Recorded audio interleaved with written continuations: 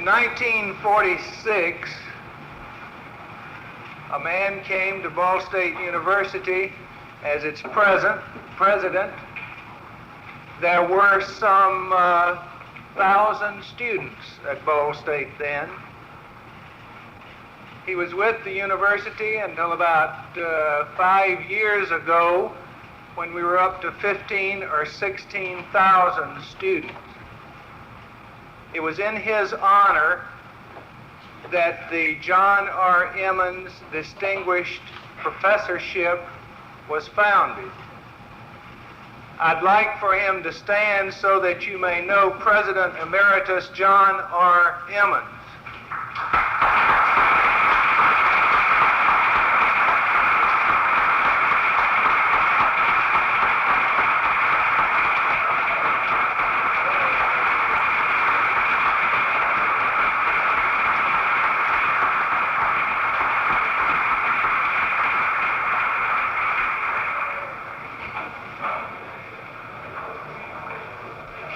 The professorship, the John R. Emmons Distinguished Professorship, is rotated amongst the 5 colleges on campus. This year, the Emmons Professorship resides with the College of Architecture and Planning. This year, there will be 3 Emmons Professorships in the college. The first Emmons Professorship this year is Nathaniel Owings and the firm of Skidmore, Owings and Merrill. I will ask someone else to introduce Mr. Owings, but first I think it would be proper that we introduce one of his old friends, Mr. Harry Wade from Indianapolis. Mr. Wade.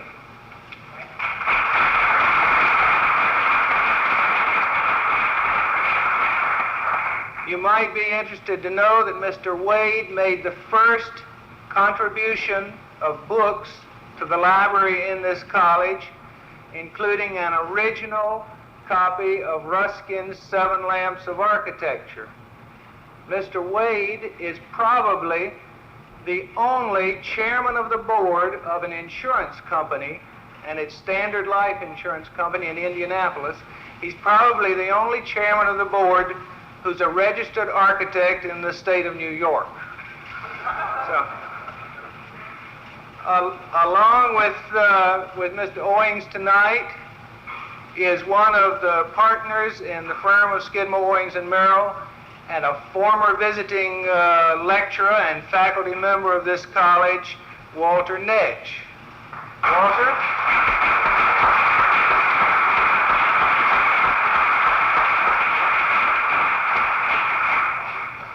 I would like now to call on Vice President and Dean of the Faculties, Dean Richard Burkhardt, to introduce Mr. Owings. Dean Burkhardt.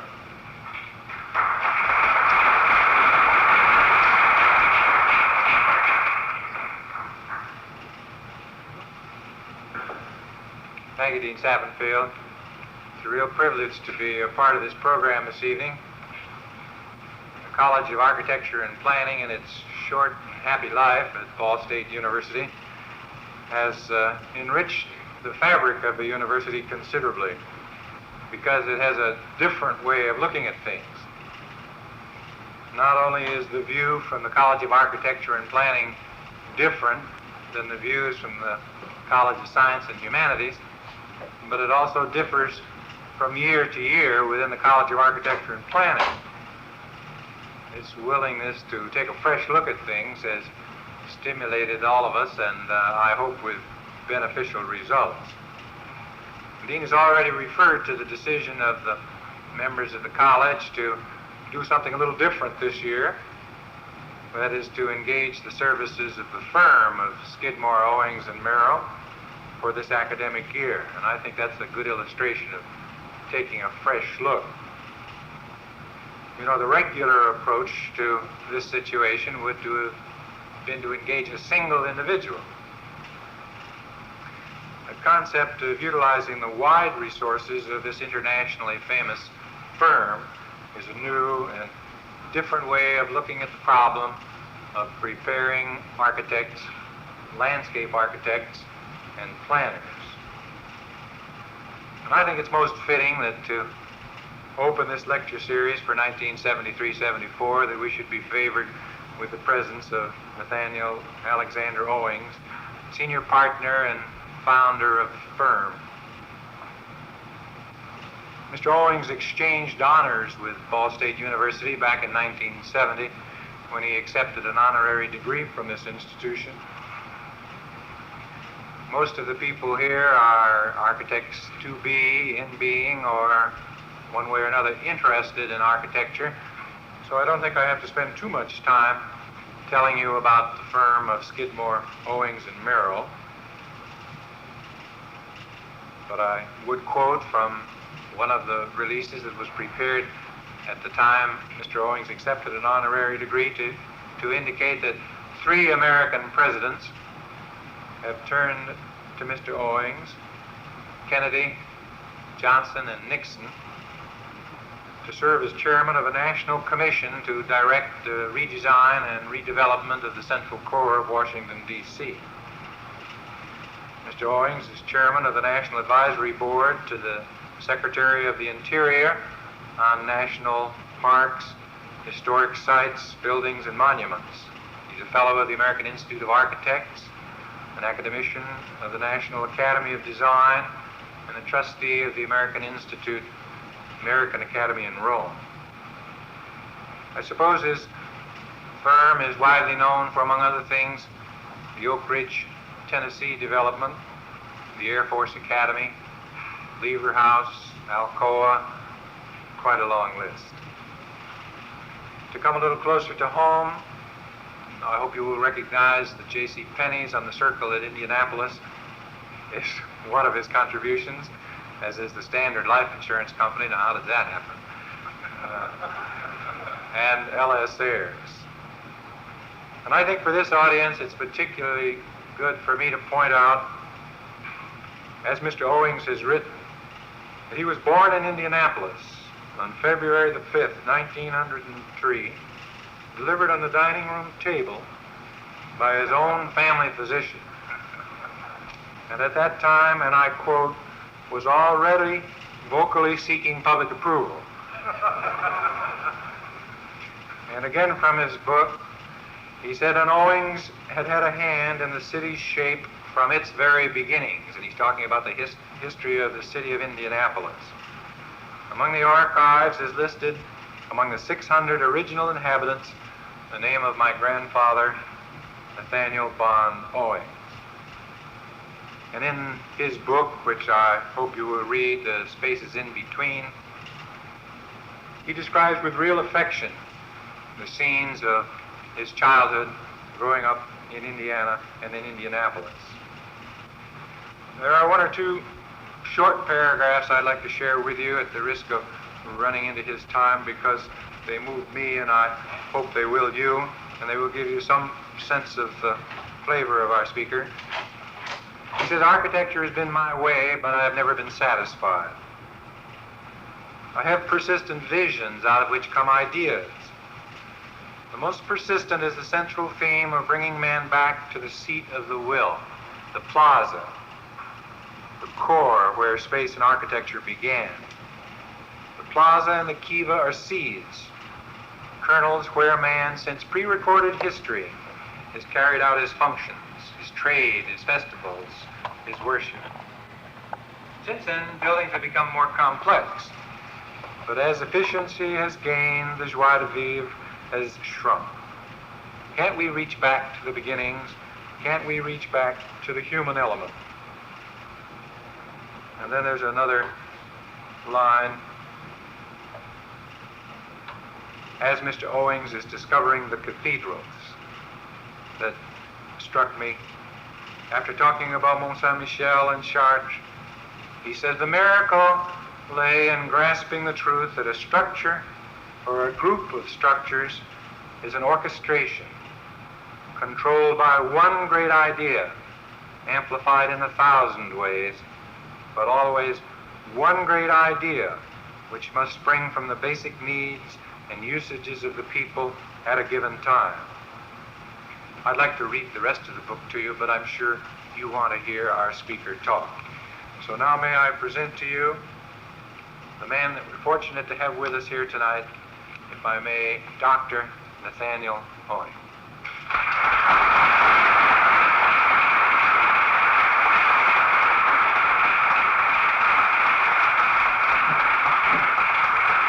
Thank you. Save that, if any, for the end. I imagine that Dr. Steffenfield has some of the merchant in him because he figured out he could get Skidmore, Owings, Merrill on the module of it's cheaper by the dozen. I remember an old saying that Adlai Stevenson used to use when he was faced with a situation as I am here tonight. He would say, "Now, ladies and gentlemen," he said, "I'm here to speak to you for 45 minutes, and you're here to listen to me for 45 minutes, and I hope that we both end at the same time."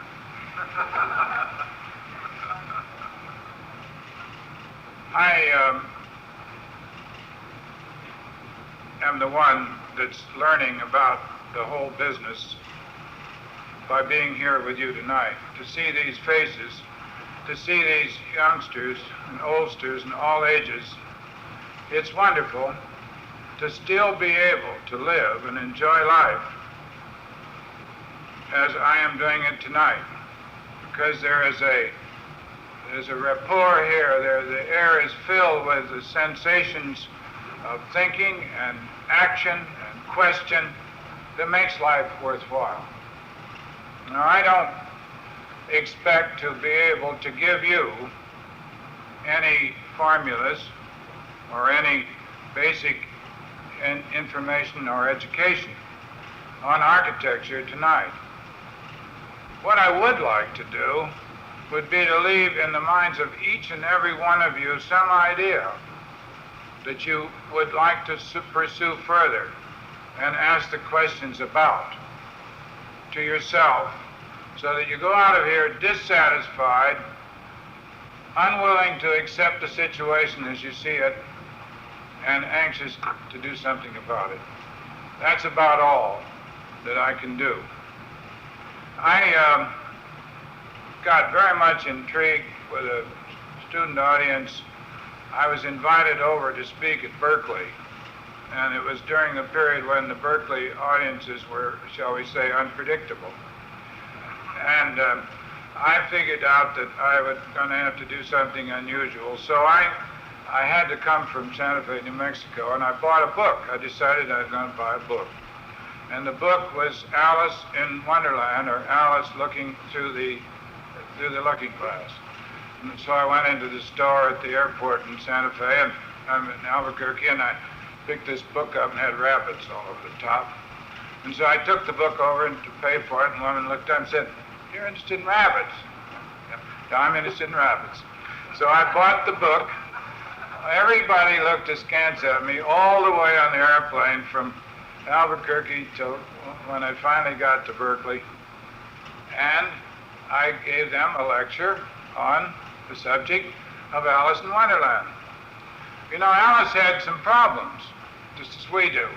One of them was that she looked through that hole, that keyhole, and she saw that marvelous garden. And about the time she wanted to reach for the key, she decided she better take drink something so she gets small enough to get into that hole. And then she got all mixed up because the drink and the key didn't fit, as it sometimes doesn't today. And the whole situation got a little bit out of hand. She had to get it all together. And she made a statement which I kind of would like to start this whole business off with tonight. She said, "You know, anything is possible, isn't it? It's really just a question of knowing how to begin." And if you think that over, I feel today that in our country, anything is possible today if we just know how to begin. Frankly, I don't know how to begin either, so we're starting even on that. Now, let's talk about it in these terms. We have the world, and we have the country, and we have habitat. Now, to me, habitat is what you're here and concerned with. Habitat. Now, in the realm of habitat, we have the animal world, and the bird world, the fish world, as well as our own, and we human beings are only a very small slice of that habitat.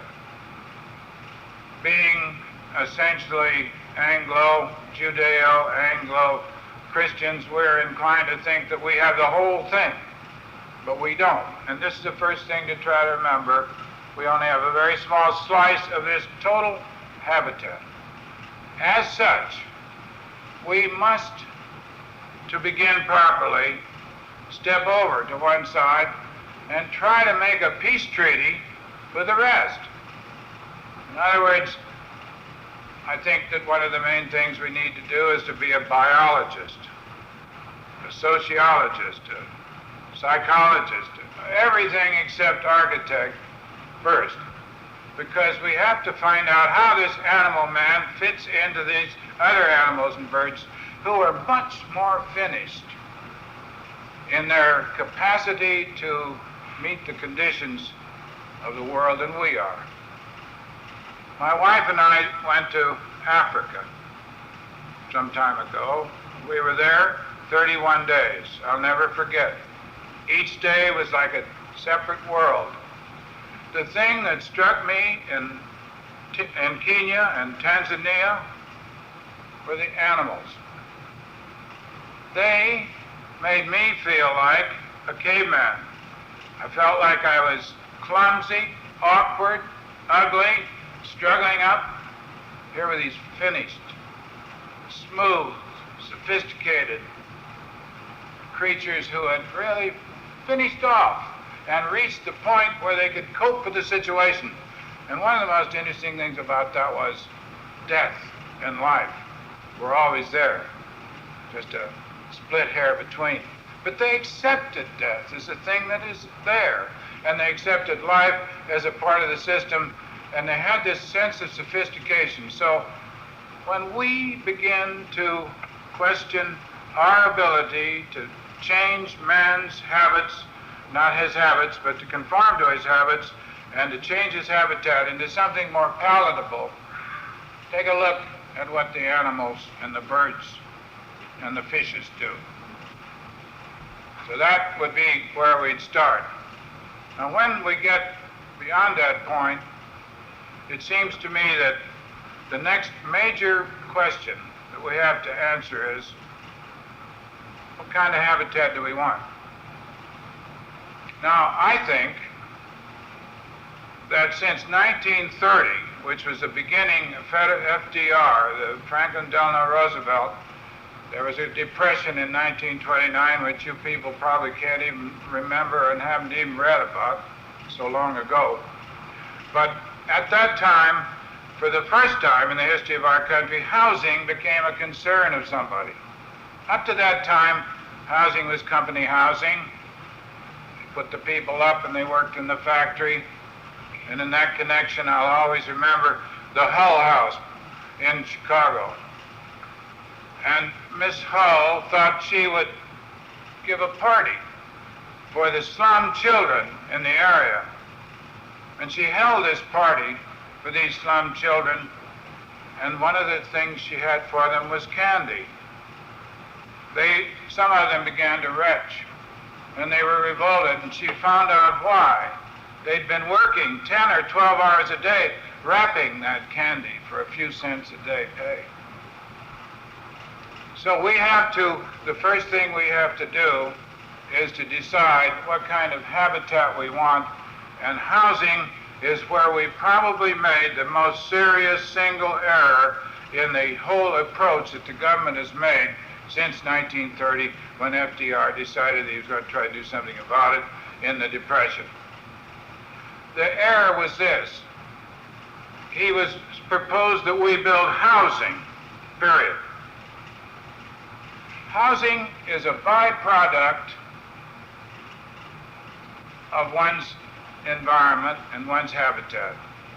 The thing that you must start with is the plaza, the village square, the reason for gathering together, to dance, to celebrate, to worship, and then you'll roll up in your blanket on the side and sleep.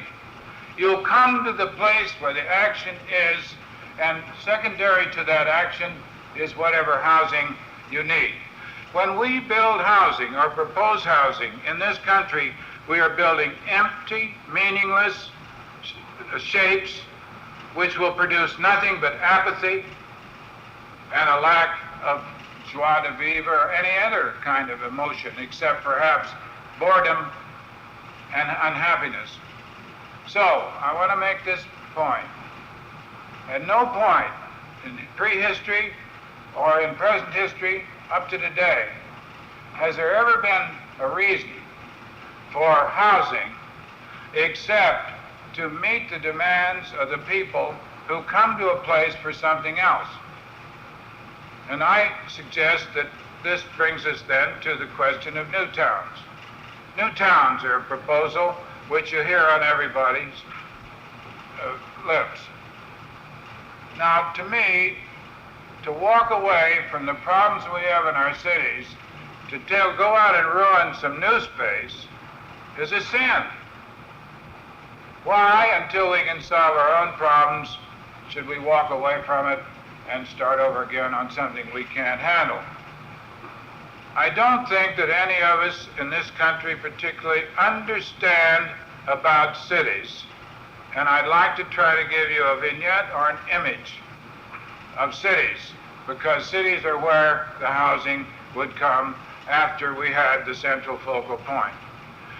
Cities are the crossing of desire lines for trade, for people, for ideas. And the buildings or structures are simply the fuzz that rubs off as these interchanges occur. Now you'll say a city is a permanent thing. City is absolutely mobile at all times, and every quality of architecture from beginning to end, from the concept to the completion, is mobile. When you walk down the street and look at this building, it looks different each time you see it, because the sun's different, you're in a different place, the trees are in blossom or they're not. Everything about everything is always changing, and so are cities. There's nothing permanent in a city except the need for the city in terms of an exchange of ideas, trade, and worship, and so forth. You'll find that a city is always at an important point in the geography. You'll find that it's at a bay or a harbor or at a pass. Here again is a fundamental principle which we must face up to if we are going to lead the way into the next generation, which you've got to do if anybody's going to do it. So first I say that the housing as such has to be ancillary to the basic mode, to the culture of the people. Speaking of culture, I was on a TV program not long ago in Los Angeles, and I didn't know they were laying for me, but they were. And when I got up there, the guy said, please explain, Mr. Owings, in a few simple sentences, why you do this horrible architecture, this glass and steel and faceless, impersonal, awful stuff. Well, I wasn't prepared for that question. But I looked at him and I said, I'll tell you. History says that architecture reflects the culture in which you live. When you boys give me a better culture, I'll give you better architecture.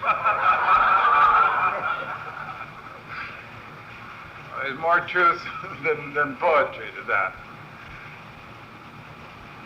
All right, now I've tried to explain something, and I just want to mention one more thing. When they have a rock carnival, a rock festival, or whatever they have in Connecticut, and 650,000 people come, they don't come for housing, they come for the rock festival. And they'll roll up along the side. Don't forget this. If we want to have a viable civilization, and that's what we're getting at, I'm talking about the hope that we can revive or develop in this country a viable society which works together towards having fun. And in the last analysis, that's what it's all about, is to enjoy life one way or the other, either through contributing hard work or contributing to those who do hard work, or in some form or another. We've got to do it. Now, René Dubois mentioned the other night something that I hadn't realized before, but he said the unit of 500 tests out across the world as a unit of a community, whether it's a church group, or whether it's a kibbutz in Israel, or whether it's an Indian tribe. And think about that. If it gets larger than that, then the human being, like the animal, looks with suspicion at those who come in beyond that because it's too large to know. So when we're talking about developing this habitat for the human race, and starting right here around us, think about the basic principle of what is going to be the module of that particular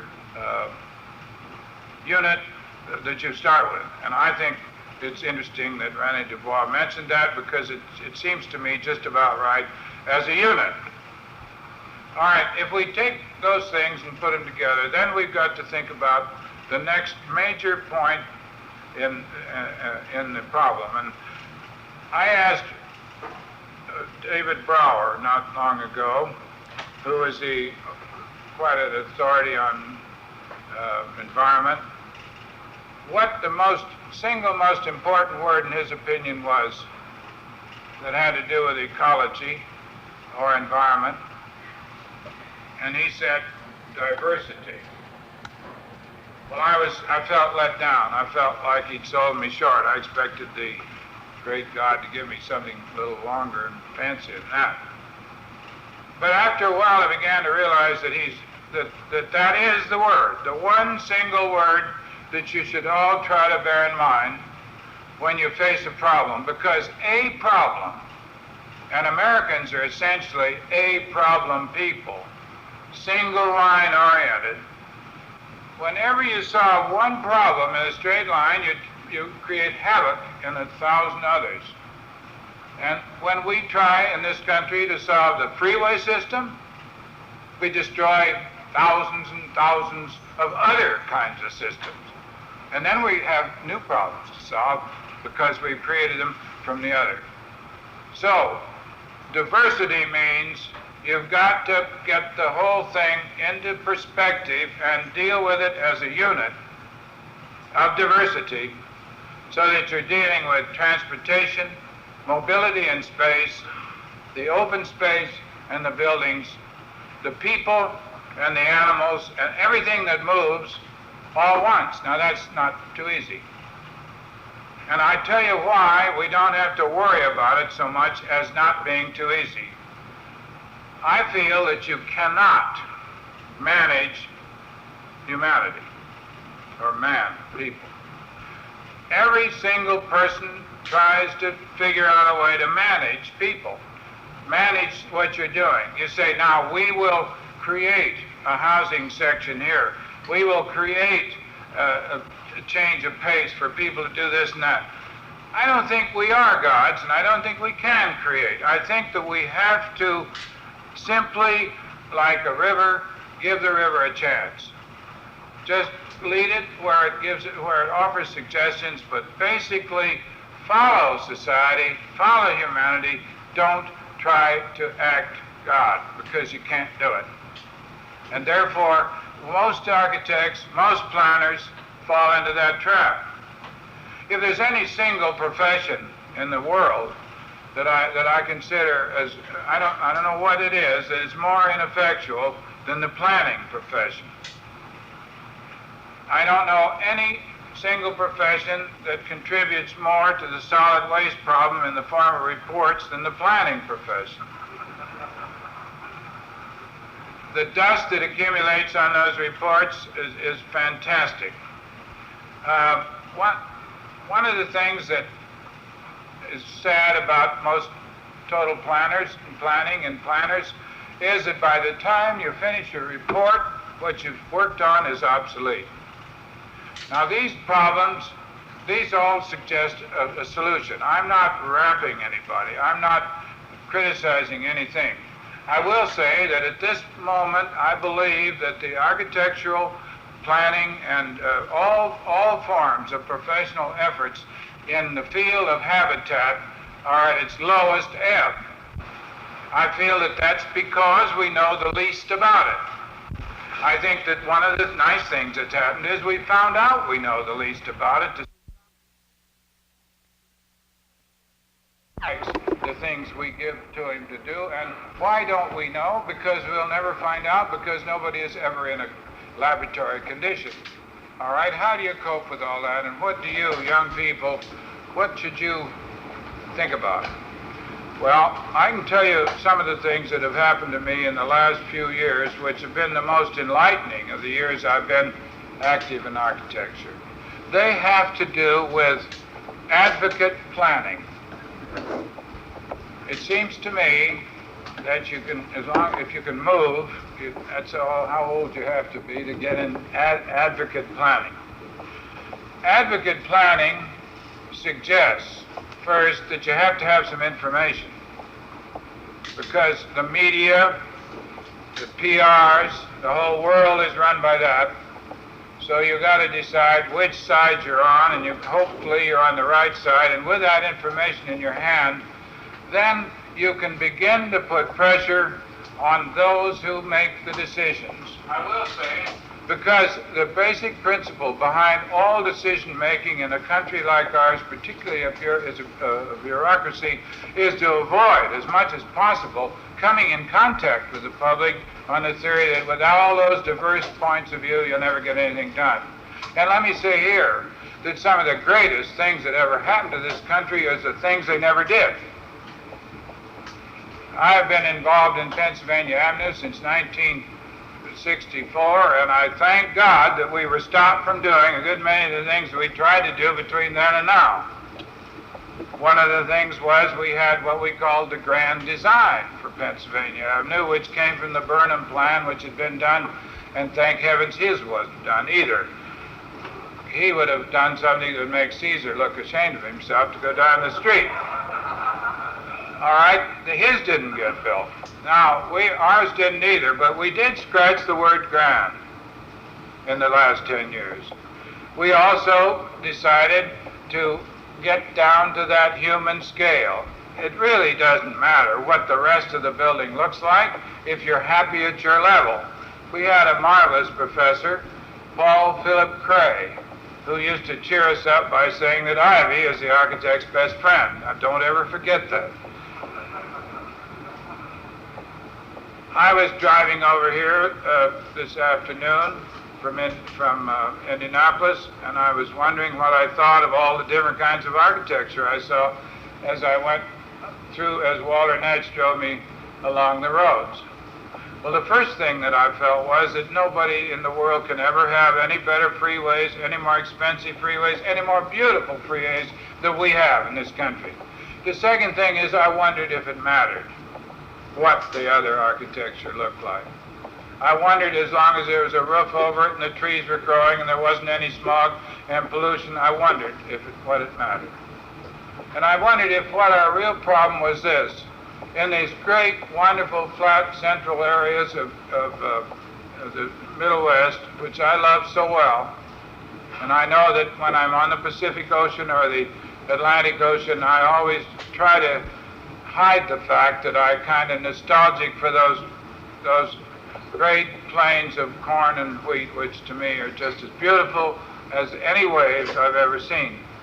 But I think that the thing we've got to try to do is to contain the essential qualities of our habitat before we've ruined what's left.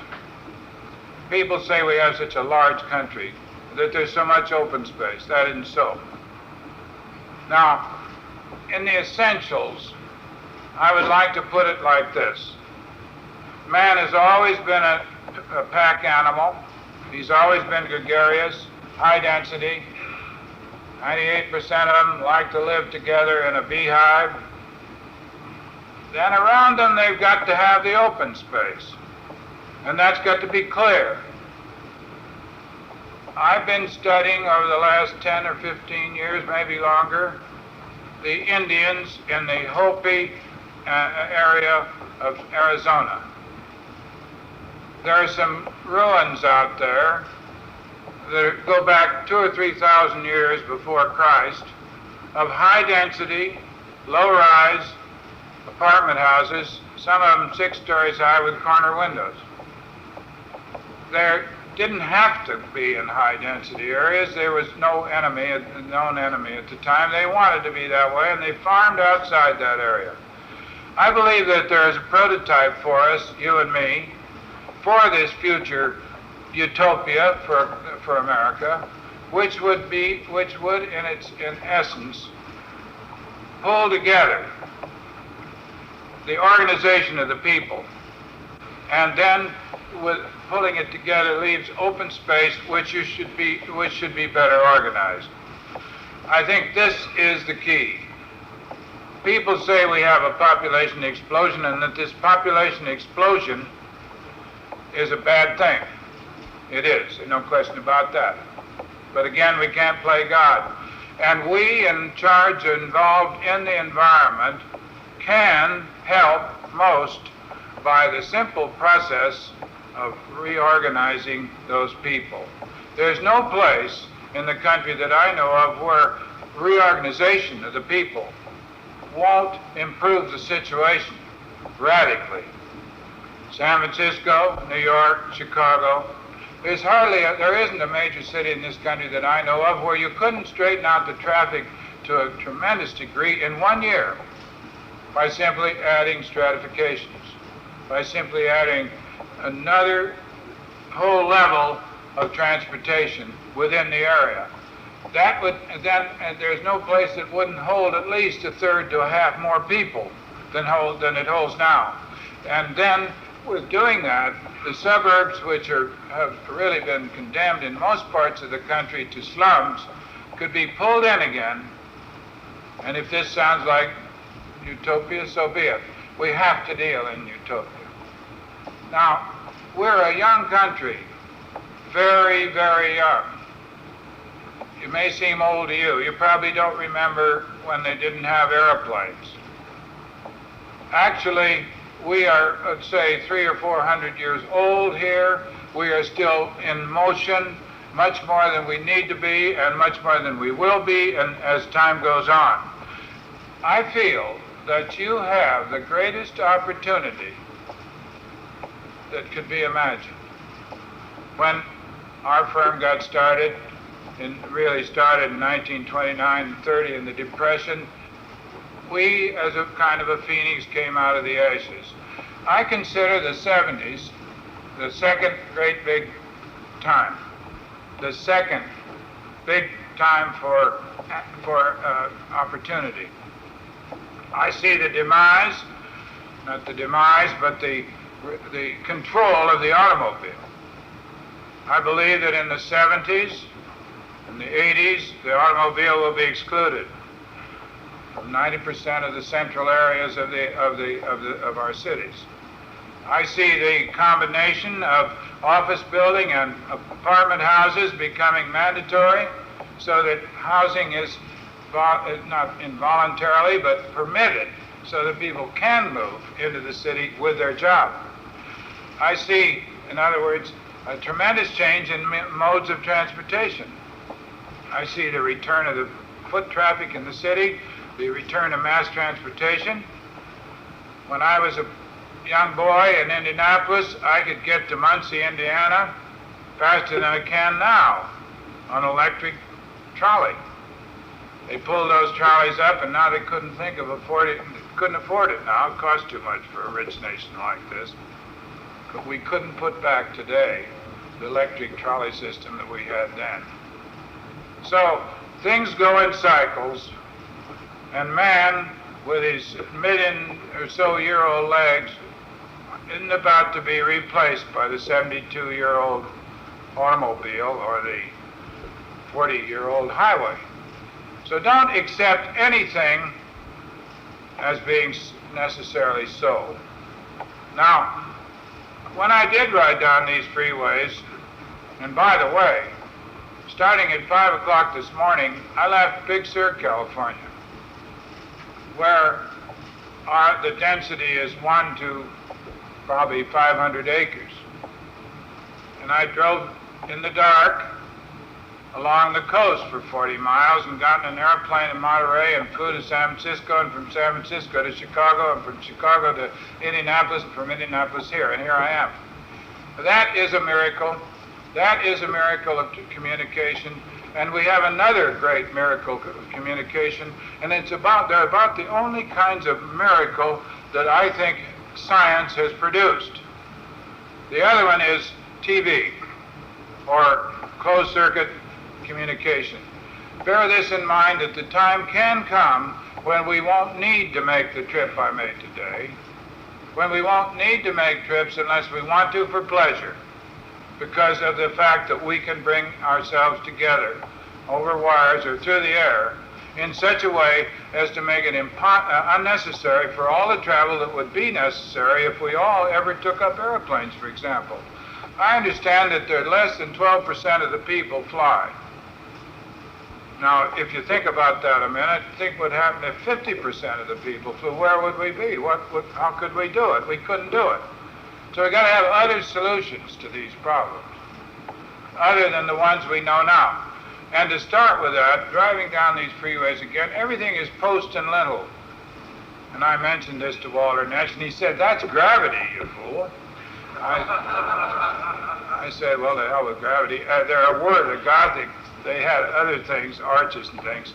Why are we in a building this shape? Why are we in a building at all? Why aren't we in circles, curves? And why are we doing anything we're doing? And when everything is so bad and so wrong, I think you have the license to ask the simple question of yourselves, why am I doing this? And if I don't like it, suggest another thing. And that brings me to this firm that that I find around me. We started that firm back in Louis Skidmore and I really started in 1931 at the Chicago World's Fair, where we were an unannounced private firm practicing without license or anything else, quietly in the corridors of the World's Fair. And when anything suddenly went up out there that hadn't been approved by the management, they always looked for us to find out where it came from. We knew, usually. Skid and I had been through the Depression, and we'd worked for the great architects of the classic period, the Raymond Hoods and the Paul Crays and the Browns and so on, Corbetts. And we discovered that when the chips were down, everybody was broke, there wasn't any more money, these architects had feet of clay. They could simply walk away and say, I'll have it in marble or I won't have it at all. And they didn't have it at all. And so we did it in wallboard and cold water paint. And some of those they still have up. So we found that the old school had feet of clay. Feet of clay meaning they weren't the gods we thought they were. So we decided to try something else. We'd also noticed that every young man got frustrated with working in a plan factory, like most of the architects were in those days. He would go out and hang out a shingle and do his mother-in-law's house. And that was the start of his career, sometimes the finish. We also noticed that the young man couldn't do a hospital because he hadn't done a hospital. And we tried to find out how you got started. You had to be an authority on a subject before you could do one. So, generally speaking, Skid and I came to the conclusion that by the time a youngster got to the point where he'd be allowed to do something, he'd been beaten up so badly that his real ideas were pretty well squeezed out, unless he was particularly stubborn and difficult, as Skid and I had been. So we decided to try to work out a scheme where the young man could have a chance And we developed a satellite type of operation where SOM would be the overall umbrella, so to speak, as we grew. This was a dream at the beginning. There were just three of us, Skidmore, Owings, and Merrill. And the reason as I explained, the reason Mr. Merrill, we liked him, needed an engineer, and the only job we had which didn't have a salary test was partner, so he became a partner. So it was Skidmore, Owings, and Merrill. Well, we dreamt up this idea that if we could get a job, like a hospital, we finally got one, then the next hospital we got, we'd put a youngster on there with a lot of ideas that hadn't been squeezed out yet. We'd hook him in with a good businessman if we could find one, and we usually couldn't, but we tried, and give him the financial background, get him the job, get him the client, and so on, and then let him carry it through.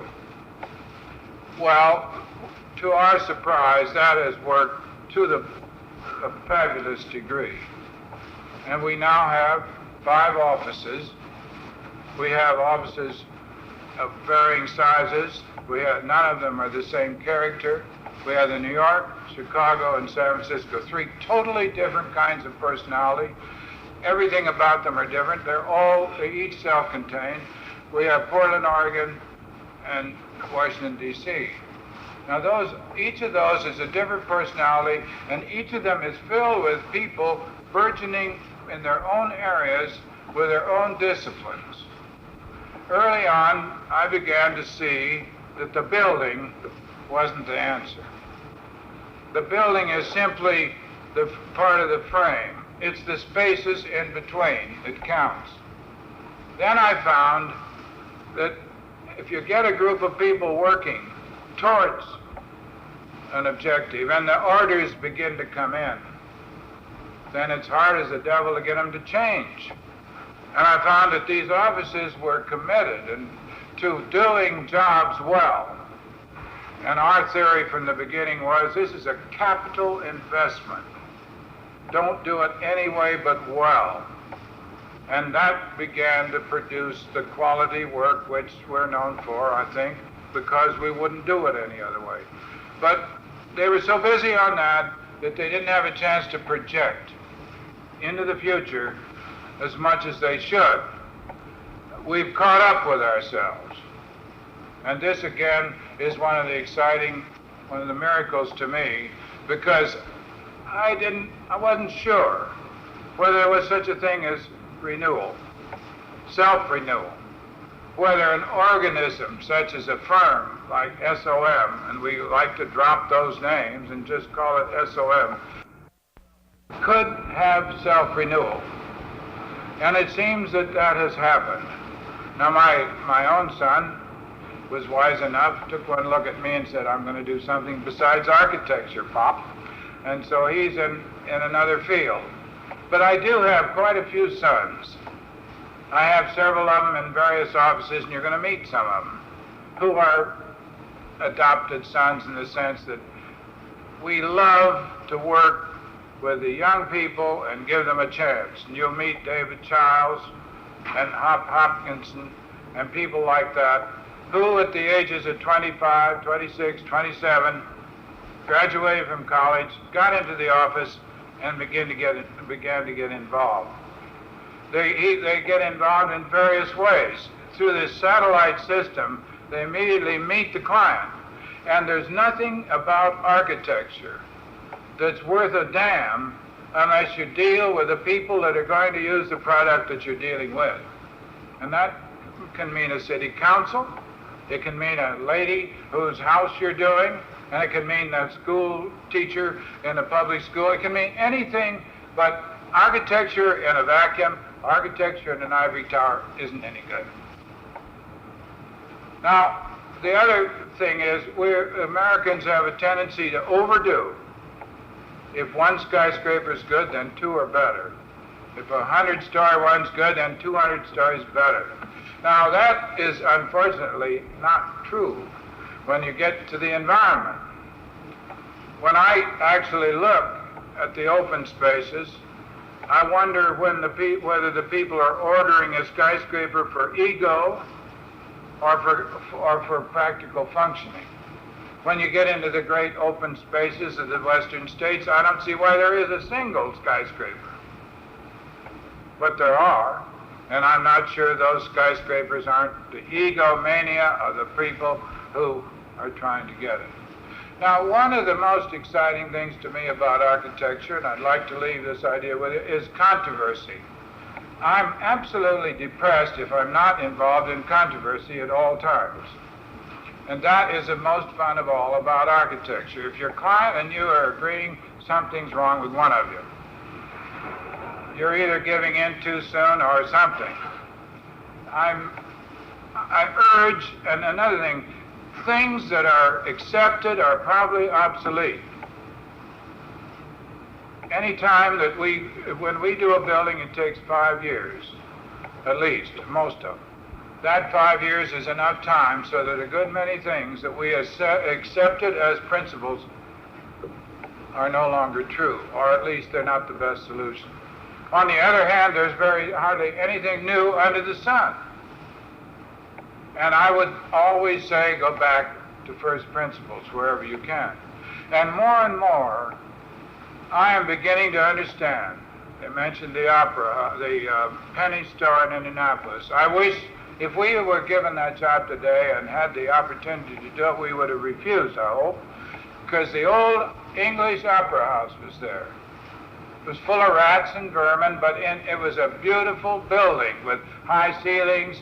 It was a lovely period piece. That should have been renovated, redeveloped, and kept.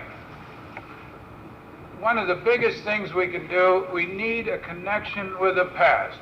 I think it was Priya Stark who said that beauty walks along the edge of opposites.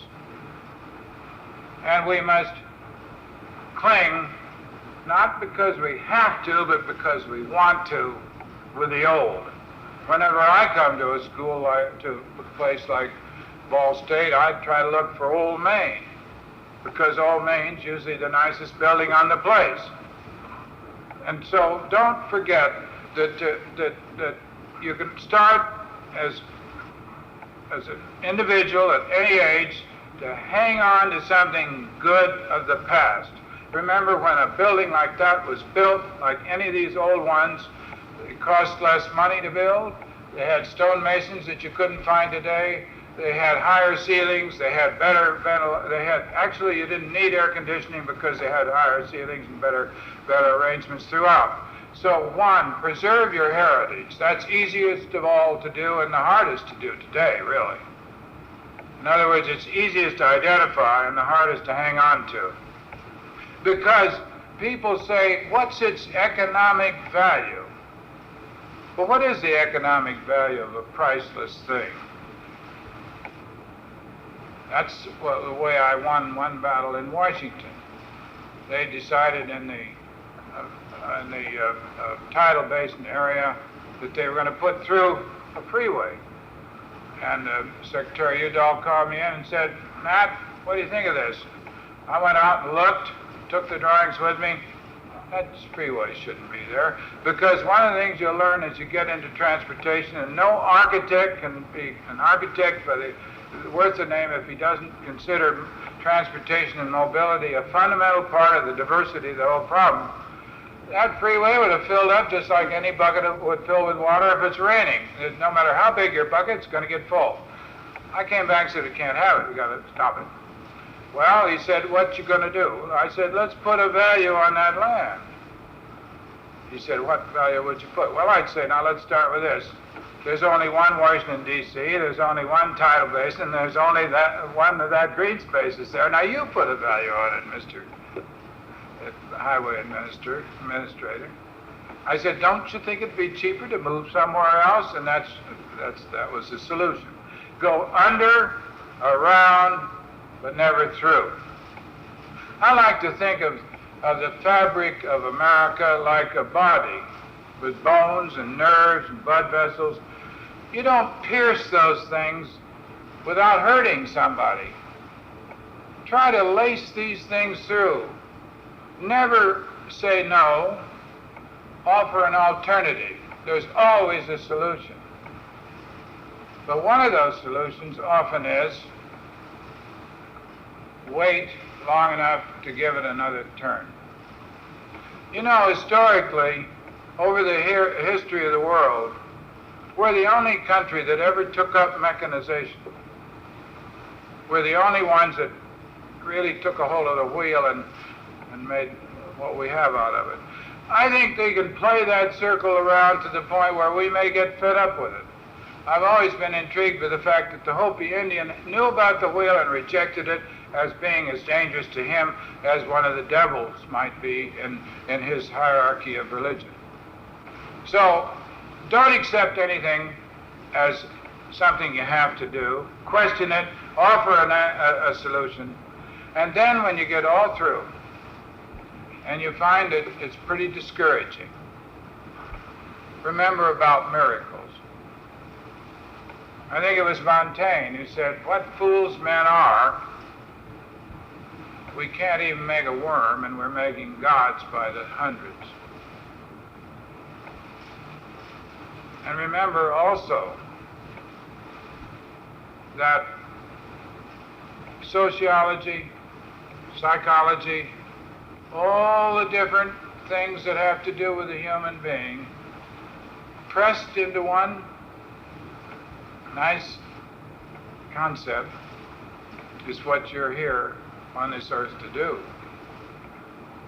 Taste is the final judge. I can't tell you what taste is. Each of us must know. But it's incredibly bad, in my judgment, at every level. And I think it has to do with substitutes and artificiality and being driven into the ground by shortages of materials. I've wondered, I think the reason more young people paint and sculpt and sing and play and dance is because they want to go back to cottage industry on their own. They want to do something that they can feel. The two greatest, to me, most satisfying projects that I have in this ever done, and that doesn't mean very much, but to me it means quite a lot. One of them is in Santa Fe, New Mexico, outside of Santa Fe, New Mexico, which involved saving a 1710 adobe mud Pueblo church, mission church, by getting the highway department, the national highway system to go around it instead of through it. And the other one is a reflecting basin of 6.5 acres of shining water in front of the Capitol of the United States with 8-lane freeway underneath. And when it was finished and the water was put in, the most satisfying words I've ever read was in the Washington Post. They said it had looked like it had always been there. Thank you.